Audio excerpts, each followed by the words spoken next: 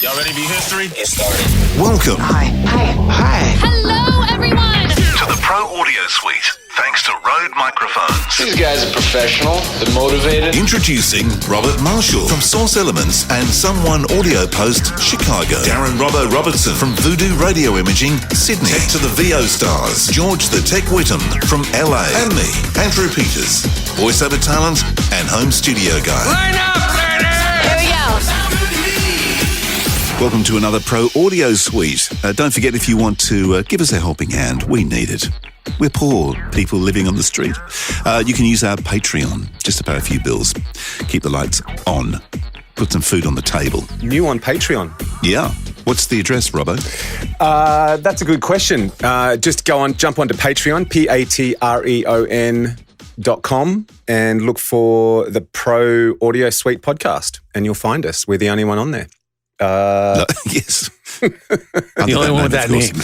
Yeah, I was going to say, the one on Patreon. I mean, look, I guess funny. the idea behind it is the fact that we're not looking to line our pockets. We're looking to push the show out to a wider audience, so hopefully we can help some more people, right? And to do that, exactly. We need some cash. So RØDE and Source Elements are very generous with software and microphones and the like, but the cash component for all this stuff comes from us. And we're hoping that our loyal listeners might kick the can just a little bit. Yeah. Patreon.com/Pro Audio Suite. Thank you. Yeah. There you go. It helps when you're Lovely. sitting in front of a computer. Right. Now, this episode, we're just going to go through the mailbag. Mm-hmm. Russell. Can I start with one? Can I start with an electronic one? Sure. Yes. Go for it. We had a couple of weeks ago now, we did the when it's on the nose episode when you were full of a head cold. And Ray Kington, who Kington, who is a regular listener of the show, took a few liberties, Andrew, with that episode and has sent us some audio that you might be interested in. Okay. Would you like to have a Will listen? I be? Yeah, I think you might be. Sure. Here we go. Okay. Play. So, Andrew, I understand through the 1970s you did a lot of drugs when you were involved in radio stations across Sydney and also the UK.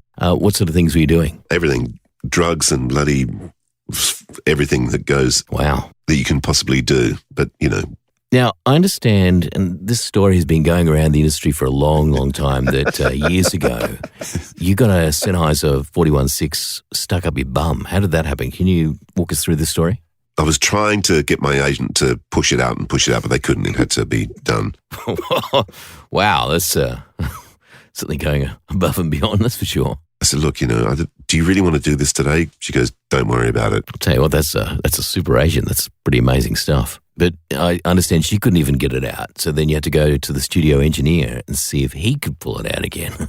Yeah, the poor engineer. I felt sorry. Steve-O, if you're listening, sorry, man. That was my fault. Wow, what a story. I guess we'll have to go into what happened there some other time. I think we probably should leave it there. But Andrew Peters, thanks for joining us. We're out of time. Well, that was fun. Is it over? I love that shit when people do a re-edit of an interview. That was freaking hilarious. So, Ray, Too much time on his hands. Kudos to you. Yeah, no, I was going to say. Kudos to you, brother. Kudos. It's going to be hard topping that one, isn't it, really? You have to go through Ray's archive. In the future, that will only be available on Patreon, by the way. Yeah, that's right. Exactly. Yeah. And I'm also just wondering if that's Andrew's special 416 sound. Yes, it is. Yes. No wonder it sounds blocked. In fact, if anybody's interested, I'm actually selling that 416 or 416.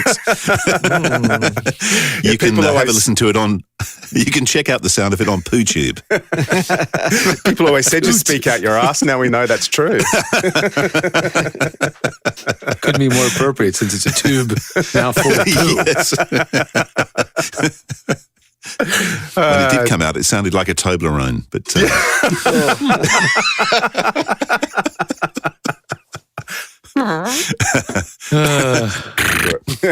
yeah, exactly. What else is in the mailbag? Come on. The gutter audio suite. I think we should stop now, but anyway. The mailbag. Thank you. So the mailbag. We did get a mail from Dan Brum from Bluey, the animation Bluey. He gave me a hot tip about being blocked up, and he just said, look, 10 minutes before the session, get some nasal spray, give yourself 2 blasts up each nostril, and you'll be good to go. Which kind? I said that to him, and he said, any kind. Okay, well, I've heard some good and bad things about that stuff. I wouldn't get too used to using it. No. I would definitely use it as like a last resort. Yeah. So that's what I've heard. You can get somewhat dependent on it, apparently. Well, things that you put up your nose you get dependent on don't usually clear the sinus problem. It's true. Make it worse. But, yeah, but, it's good to have something in the clutch that you can depend on, but you don't want it to be the default, I think. Yeah, true. Yeah, hey, speaking of Bluey, did you see that Bluey made the top 20 best TV shows in Rolling Stone magazine? In Rolling Stone, no kidding. Yeah, voted in the top 20 best shows of all time in Rolling Stone magazine. Almost up there with Pro Audio Suite, right? That was the podcast list, but same sort of mantle. Yeah. Yeah, it's done well. Also got a All message. facts in this show may not be factual. Exactly. And don't do what we do, for Christ's sake. Yeah, that's right. With 416s. Yes, or other things. And do not put anything in any orifice in your body, whether north or south. Wendy Marie Holt sent us a message, or sent me a message via LinkedIn on that subject of the nasal problem. She said, steam your face over hot water with eucalyptus, nasal spray, lemon and honey throat lozenges. It is possible to slightly hide the nose blockage affecting your voice. Well, sit back in your throat, use your mouth widely when voicing, and work from your diaphragm. Hope that helps. Hope you get well soon. Feel better. So that's the Crocodile Dundee advice. Yeah, that's the cocaine in the boiling water advice. Yes, that's right. We're not going to get off this topic, are we? Well, you still sound shit, but God, I'm feeling great. Let's be honest, we are a bunch of industry veterans, so Yeah, that's right. That's right. But it is interesting, the whole thing about opening up your mouth more, so you get more sound coming out of your mouth. Not being an expert on that sort of stuff, but I'm guessing that would create less of that sort of blocked up sound, I'm presuming, by opening your mouth a little wider. Well, if you think about a singer, that's exactly what they do. Use the diaphragm to push it out through the mouth as opposed to the nose. So that makes sense to me. I won't comment on that one either. I wonder what Ray will cut out of this episode. Will there be anything left? I'm staying silent. Robin being cagey. Saying as few things about I did this or Coward. You. Come on, man up.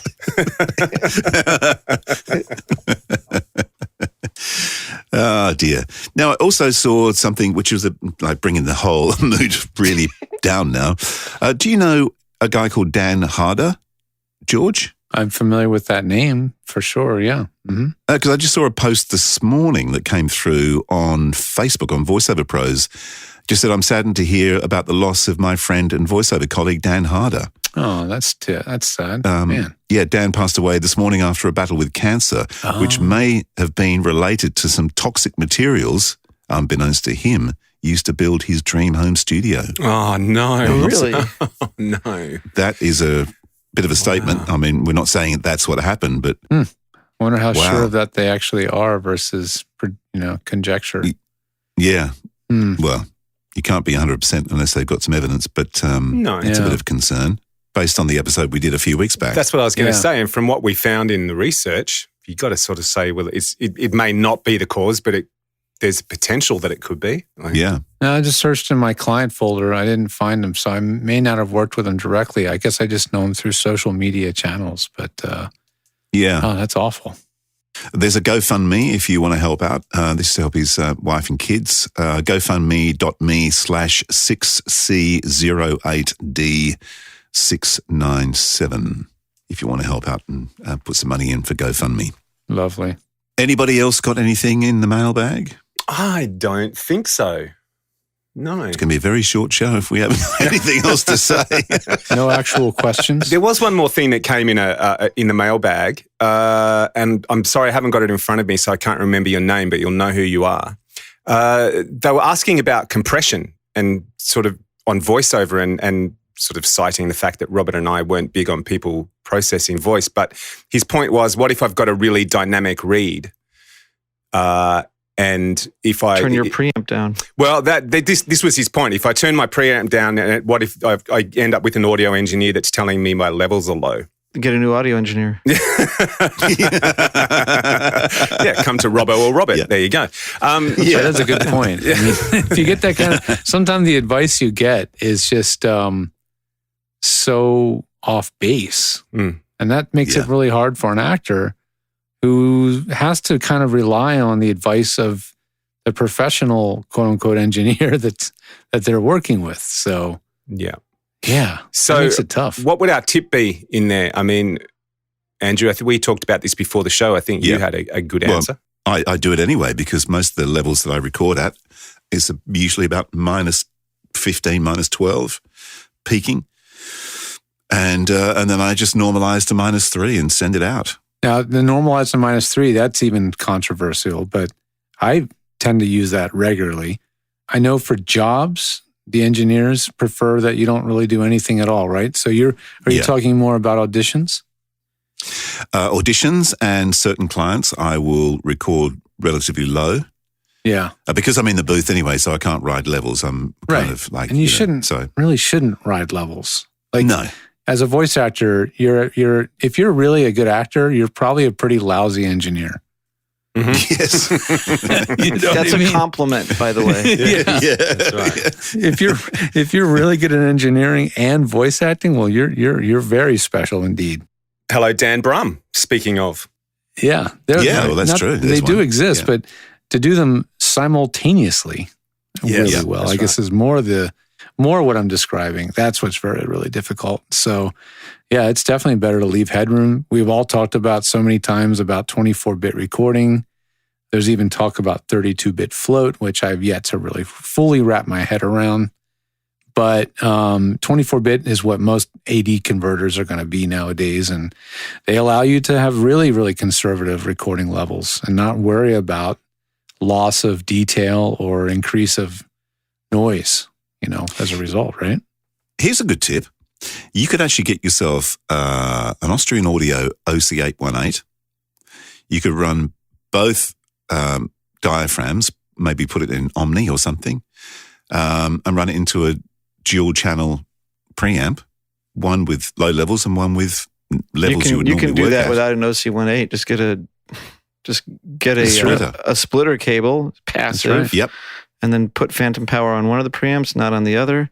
Everyone's going to be like, oh, you can't split the, microphone. You're going to ruin the impedance or, the sound, but not really. The input impedance to a microphone preamp is really, really high. The output impedance of a microphone is extremely low. So you're still, you divide one by the other and you still have a number with an extremely long decimal place. And you can certainly split that preamp or split that microphone into two preamps, one with high gain, the other one with low gain. And that's certainly the way they run a lot of productions. For example, when you have, like on set, they'll run a safety at a really low gain just in case. That's a good idea.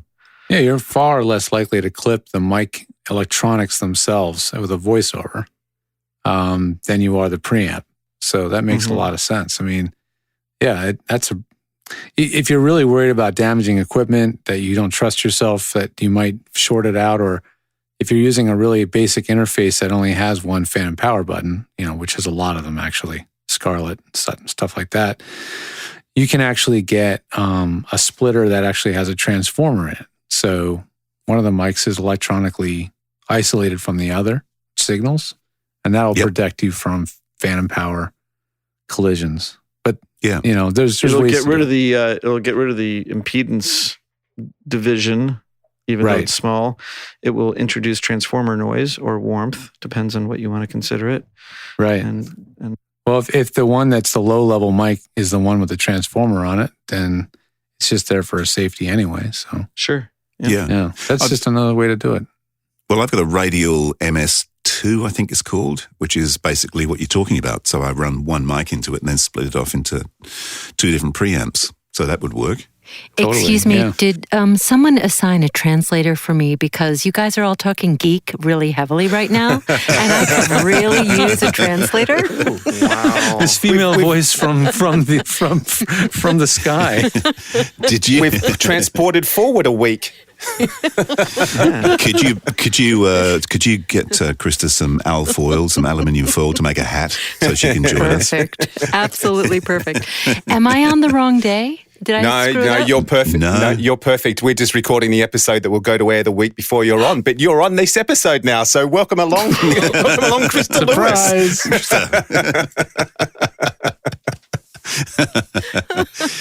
I photobombed your podcast. Well, let's have. Krista this question. Krista, if you've got a really dynamic read that involves a lot of loud parts and a lot of softer parts, how do you have a way of recording that? Do you record the whole thing at a lower level and then normalize? What would you do?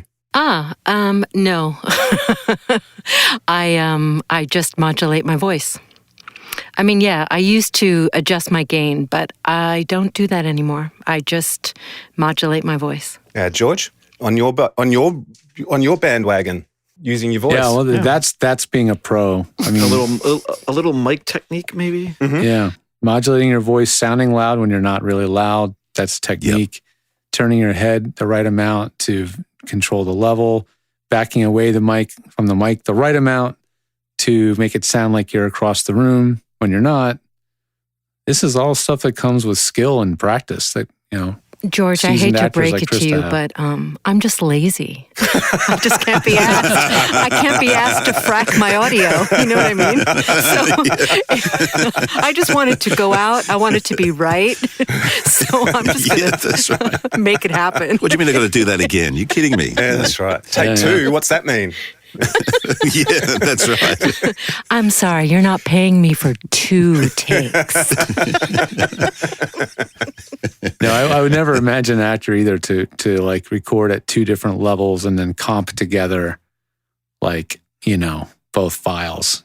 Like you would just do it, and like if you had a clip somewhere, you could say, well, I've got a safety in case you need it. But I guess some people would do that just as just to be helpful. If they're expecting you to send in finished quote unquote files, then maybe you would have to literally edit the 2 files together.